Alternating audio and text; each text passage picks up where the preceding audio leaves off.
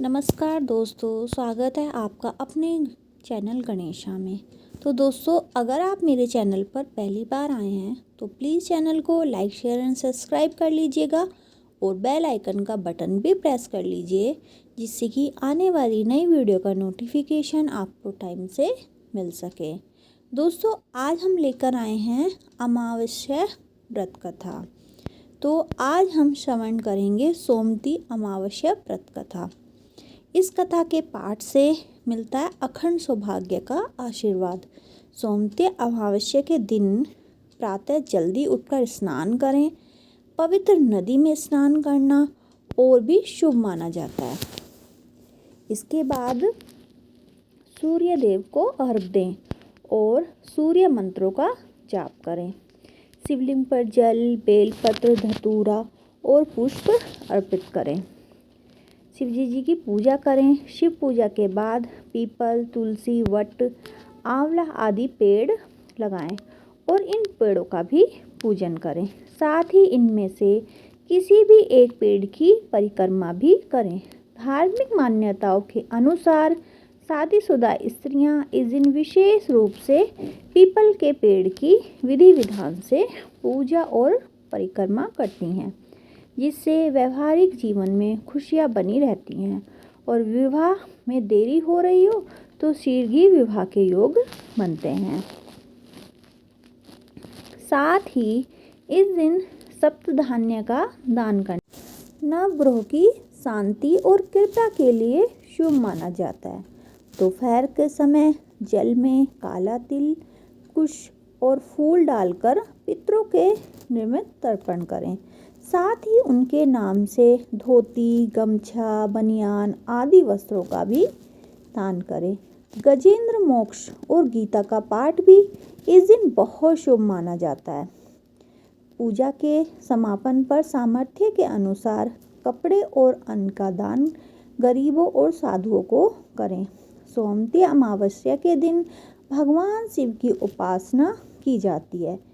ऐसी मान्यता है कि जो व्यक्ति सोमती अमावस्या के व्रत रखता है उसकी सभी मनोकामनाएं पूरी होती हैं। साथ ही अखंड सौभाग्य की भी प्राप्ति होती है। इस दिन सोमती अमावस्या की कथा का पाठ भी जरूर करना चाहिए। यहाँ पढ़ें सोमती अमावस्या की कथा। सोमती अमावस्या की व्रत कथा। गरीब ब्राह्मण परिवार था। उस परिवार में पति पत्नी के अलावा एक पुत्री भी थी।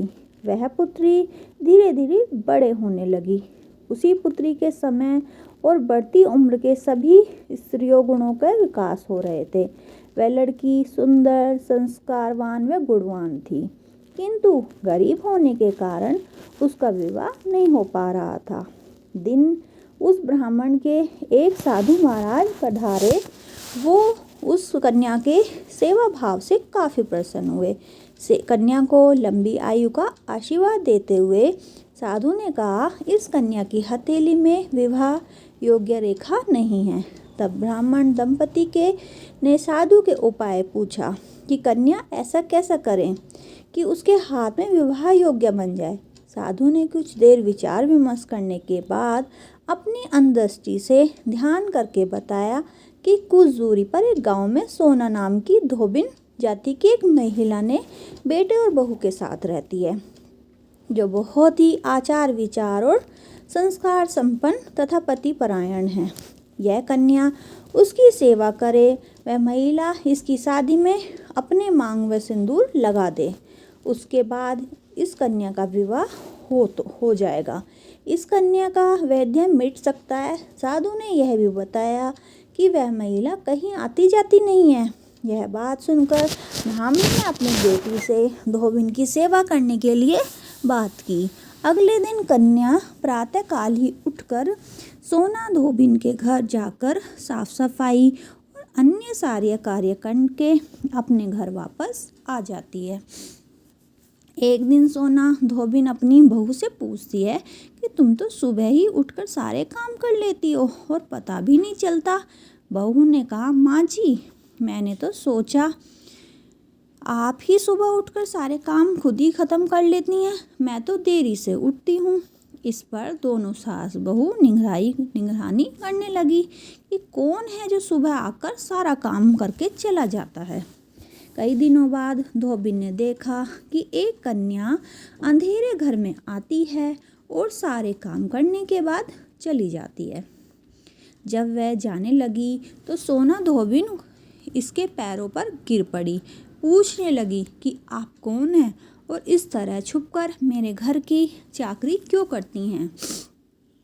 तब कन्या ने साधु द्वारा कही गई सारी बात बताई। सोना धोबिन पतिपरायण थी, उसमें तेज था, वह तैयार हो गई। सोना धोबिन के जो पति थे वो थोड़ा अस्वस्थ थे। उसने अपनी बहू से लेकर अपने लौट आने तक घर पर ही रहने को कहा। सोना धोबिन ने जैसे ही अपनी मांग का सिंदूर उस कन्या की मांग में लगाया, उसका पति मर गया। उसे इस बात का पता चल गया। वह घर से निराजल ही चली थी, यह सोचकर कि रास्ते में कहीं पीपल का पेड़ मिलेगा तो उसे भंवरी देकर और उसकी परिक्रमा करके ही जल ग्रहण करेगी। उस दिन सोमती अमावस्या थी। ब्राह्मण के घर मिले पुए पकवान की जगह उसने ईंट के टुकड़ों से 108 बार भंवरी देकर 108 बार पीपल के पेड़ की परिक्रमा की और उसके बाद जल ग्रहण किया।